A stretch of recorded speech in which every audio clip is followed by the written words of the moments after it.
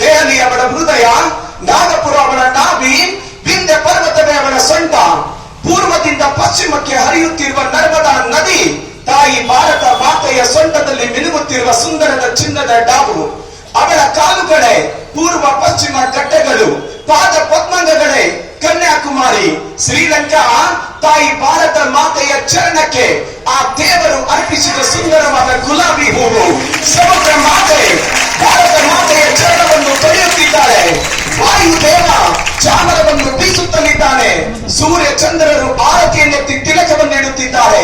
ये वंदन की भूमि है, अभिनंदन की भूमि है, अर्पण की भूमि है और एकमात्र तर्पण की भूमि है. बिंदु बिंदु गंगा है, कंकर कंकर शंकर है. जिएंगे तो इसके लिए, मरेंगे तो इसके लिए ಅಂತ ಹೇಳ್ತಾರಲ್ಲ ಯಾರು ಸೈನಿಕರು. ನಾನು ಹುಟ್ಟಿದ್ದು ಕೂಡ ದೇಶಕ್ಕೋಸ್ಕರ, ನಾನು ಬದುಕೋದು ಕೂಡ ಈ ದೇಶಕ್ಕೋಸ್ಕರ, ನಾನು ಸತ್ರು ಕೂಡ ಈ ದೇಶಕ್ಕೋಸ್ಕರ. ನನ್ನ ಸತ್ತ ಮೇಲೆ ನನ್ನ ಶವಕ್ಕೆ ಏನಾದರೂ ನೀವು ಕಿವಿಗೊಟ್ಟು ಕೇಳಿದ್ರೆ ನನ್ನ ದೇಹ ಕೂಡ ಹೇಳ್ತಾ ಇರುತ್ತೆ ಬೋಲೋ ಭಾರತ್ ಮಾತಾ ಕಿ ಜೈ, ಬೋಲೋ ಭಾರತ್ ಮಾತಾ ಕಿ ಜೈ ಅಂತ ಹೇಳ್ತಾ ಇರುತ್ತಲ್ಲ.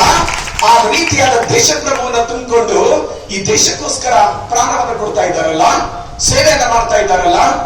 ಮಕ್ಕಳೇ, ನಮ್ಮ ಅಪ್ಪ ಅಮ್ಮ ಯೋಚನೆ ಮಾಡ್ತಾರೆ ಏನಂತ, ದೊಡ್ಡವನಾಗ್ಬೇಕು, ಸರಿ ಶಿಕ್ಷಣ ಮುಗಿಸಿದ 9 ಕುತಂತ್ರಿ ಪಾಕಿಸ್ತಾನ್, ಅಟಲ್ ಬಿಹಾರಿ ವಾಜಪೇಯಿ ಪ್ರಧಾನಮಂತ್ರಿಗಳು.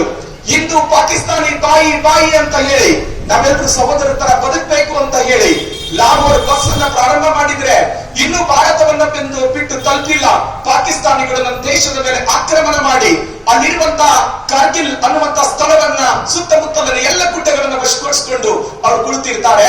ಹಾಗಾದ್ರೆ ಅವತ್ತೆಲ್ಲ ಆಲ್ರೆಡಿ ಅನ್ಕೊಂಡ್ಬಿಟ್ಟಿದ್ರು 3 ವಾರ ಆದ್ರೂ ಕೂಡ ಯುದ್ಧ ಮುಗಿತಾ ಇಲ್ಲ. ನಮ್ಮ ದೇಶವನ್ನು ಉಳಿಸ್ಕೊಳ್ಳಿಕ್ಕೆ ಸಾಧ್ಯ ಇದೆ, ಜಗತ್ತಿನಲ್ಲಿ ನಾವು ತಲೆ ಎತ್ತಲಿಕ್ಕೆ ಸಾಧ್ಯ ಇದೆ ಅಂತ ಹೇಳಿ ಎಲ್ಲರೂ ಅನ್ಕೊಳ್ತಾ ಇದ್ರು. ಯಾಕಂದ್ರೆ 18,000 ಅಡಿಗಳ ಎತ್ತರದಷ್ಟು ಆ ಪರ್ವತಗಳನ್ನ, ಅದು ಕೊರೆಯುವ ಚಳಿಯಲ್ಲಿ ವೈರಿಗಳು ಮೇಲ್ ಕುತ್ಕೊಂಡಿದ್ದಾರೆ. ನಾವು ಕೆಳಗಡೆಯಿಂದ ಹತ್ತಿ ಹೋಗ್ಬೇಕು. ಹತ್ತಿ ಹೋಗುವಾಗ ಅವ್ರು ಗುಂಡು ಹೊಡೆಯೋದು ಬೇಕಾಗಿಲ್ಲ ಮಕ್ಕಳೇ. ಅಲ್ಲಿಂದ ಒಂದು ಕಲ್ಲನ್ನ ಎಸೆದ್ರೆ ಸಾಕು, ಬಿದ್ದು ನಾವು ಹೆಣ ಆಗ್ತೇವೆ, ಅಡ್ರೆಸ್ ಸಿಗೋದಿಲ್ಲ. ಹಾಗಾದ್ರೆ ಪವಾಡ ನಡಿಬೇಕು ಅನ್ನುವಾಗ ಇದೇ ದೇಶದ ಮಕ್ಕಳು ಅವರು ಒಂದೇ ದುರ್ಗಾ ಮಾತಾ ಕಿ ಜೈ, ದುರ್ಗಾ ಮಾತಾ ಕಿ ಜೈ ಎನ್ನುವ ಘೋಷಣೆಯೊಂದಿಗೆ ಪಾಕಿಸ್ತಾನದ ಸೊತ್ತನ್ನ ಅಡಗಿಸಿದ ಹೀರೋಗಳೇ ಆಗುತ್ತಾ. ಅವತ್ತು ಭಾರತ ತಲೆ ಎತ್ತು ತ್ರಿವರ್ಣ ಧ್ವಜ ಹಾರಿತು. ಅವತ್ತು ಕಾರ್ಗಿಲ್ ವಿಜಯೋತ್ಸವಕ್ಕೆ ಇವತ್ತಿಗೆ 25 ವರ್ಷಗಳು ತುಂಬಿದವಲ್ಲ. ಆ ರಜತ ಮಹೋತ್ಸವದಲ್ಲಿ ನಾವೆಲ್ಲರೂ ಕೂಡ ಪಾಲ್ಗೊಂಡಿದ್ದೇವೆ.